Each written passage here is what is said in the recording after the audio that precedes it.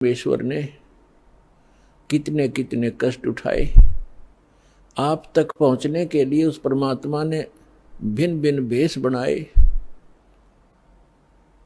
और आप जी ने इस काल की भांग को इतना पी लिया कि इस काल के इस नकली सुख, इस झूठे सुख के नशे में आप भगवान को पहचानना भूल गए। परमेश्वर कहते हैं मैं रोवत हूँ सृष्टि को, सृष्टि रोवे मोहे, गरीबदास इस वियोग को समझ न सकता कोई। हमारे पिता कहते हैं, हमारे भगवान कहते हैं कि मैं तुम्हें रो रहा हूँ, तुम्हारे लिए भटक रहा हूँ कि तुम गलत स्थान पर रह रहे हो। या कोई जीव सुखी नहीं, या सुख नाम की वस्तु नहीं, और आप यहाँ सुख खोज रहे हो और सुख देने वाले उस भगवान की खोज कर रहे हो, उसके लिए रो रहे हो, तड़फ रहे हो। मैं तुम्हारे लिए रो रहा हूँ कि मैं हूँ वो परमात्मा, मैं तुम्हारा जनक हूँ, मैं तुम्हारा पिता हूँ।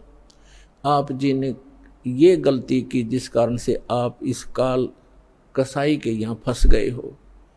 किसी का बेटा मार रहा है, किसी की बेटी मार दी, कोई किसी का जमाई मर गया, किसी के कैंसर होगी, किसी की टांग कट गई, किसी को कैंसर है, कोई कोड से भुगत रहा है,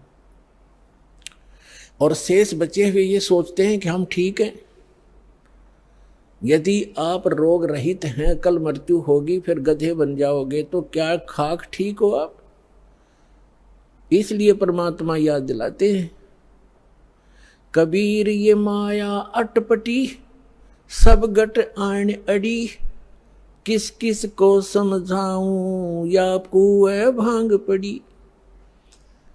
परमात्मा कहते हैं किस किस को समझाऊं।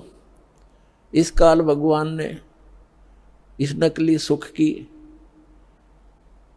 एक कुएं के अंदर जैसे 1, 2, 3 क्विंटल भांग घोल कर डाल दे कोई, उस कुएं का जल चाहे 1000 व्यक्ति पी ले, और पीने के उपरांत उनकी एक जैसी गतिविधि, एक जैसी भाषा, एक जैसी चाल हो जाती है, क्योंकि सबको वो नशा हो चुका है। तो इस काल भगवान ने इस त्रिगुणमयी माया की इतनी मात्रा डाल रखी है आपके अंदर कि आपको इतना नशा हो गया इसका।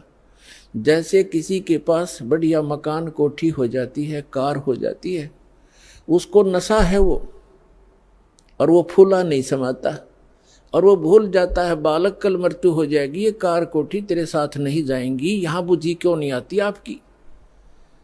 परमात्मा हमें याद दिलाना चाहते हैं कि इन सुखों को जहां आप यहाँ खोज रहे हो, आपको सतलोक में मिलेंगे। यहाँ तो आपने जो कार भी व्यवस्था कर ली, 36 पंगे पाक है, फिर उसमें कोई इंजन में गड़बड़ है, कोई पेट्रोल डलवाना, जेब देखनी पड़े। सतलोक में चलो, आपको विमान मिलेंगे, विमान मिलेंगे, और आपकी मन से जहाँ चाहोगे 1 सेकंड में उड़कर आप पूरा परिवार बैठकर कहीं घूम सकते हो।